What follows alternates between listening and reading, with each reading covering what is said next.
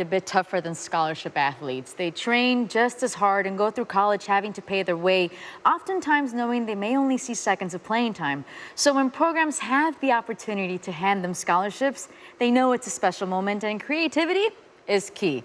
Vols head coach Butch Jones knows that. Jones had walk-on Eli Wolf and his older brother Ethan line up against each other for what the Vols call the Circle of Life drill. Then the news came. Most of it seriously with a lot of question marks on Twitter. That's what I'm getting right now. And even from Jags fans, right? Yeah, they're not even buying in yet. So yeah, right. Hot take for sure, I suppose. Listen, I'm not saying they're locked in, but they're asleep. All right, we'll explain it to the people at home. You crunched the numbers, so tell us why you think that this Jags team is better defensively than in the past. Yeah, and that's the real difference maker. This can win on a week-to-week basis, even if it's just leaning on that defense. Let's talk about a guy that they were going to need to lean on if they want to win. Blake Bortles has won just 11 games in his career. Among quarterbacks taken in the top 3 in the common draft era, that's the fewest. Guy that's struggling throwing so many passes. And in fact, last year, I talked about how well the defense played. They still allowed a lot of points. Why is that? Well, they had the second worst field position in the NFL behind only wars to make the playoffs. Listen, I'm not going to say they're favorites for a wild card, but they're at least a team that can. At Clay with the insight. You can check out his article on ESPN.com. For more on Bortles, over to you, Fields.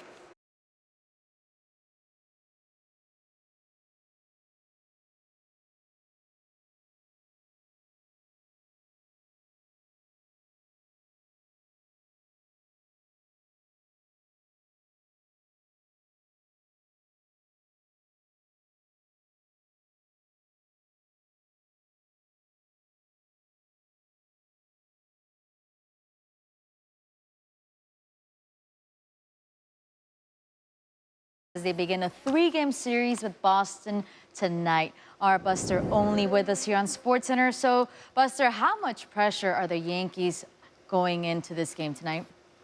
A whole lot, because the Red Sox could effectively bury them in the American League East. Back with Damian Woody, our NFL analyst here on SportsCenter. NFL has a 6-game baseline with regard to violations of what it deems are domestic assault, domestic violence incidents. We just heard what Adam Schefter had to say. That essentially feels like the worst case scenario from a football perspective here. What would be your reaction if that's what it is? If it's 6 games, your reaction is what?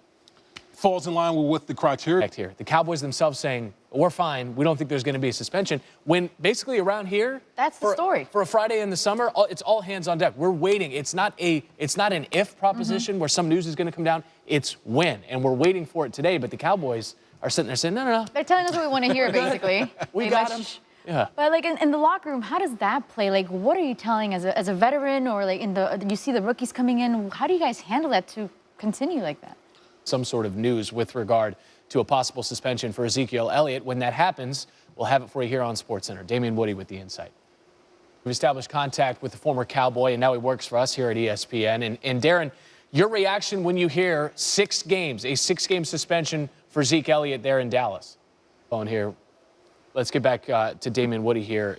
The ramifications, right? I mean, that's what's so hard. This late in training camp, it's been a 13-month investigation, and for this to come down at this time frame, like it seems callous. We're talking about a domestic violence incident. We're not going to spin this ahead to X's and O's on the football field just yet. But if you're in that locker room, Damian, you've lost a key portion of your football team. The rest that jump out, first of all, Zeke Elliott, if the suspension holds, not eligible to return to the team until following the Cowboys' October 22nd game against the 49ers. So Monday, October 23rd would be his first opportunity to be back with the team. And part of the quote that was actually given to Zeke Elliott himself was, quote, and this is coming from Todd Jones, NFL Special Counsel of Conduct, "We're of the view there's substantial and persuasive evidence supporting a finding that Elliott engaged in physical violence on the week of July 16th, 2016.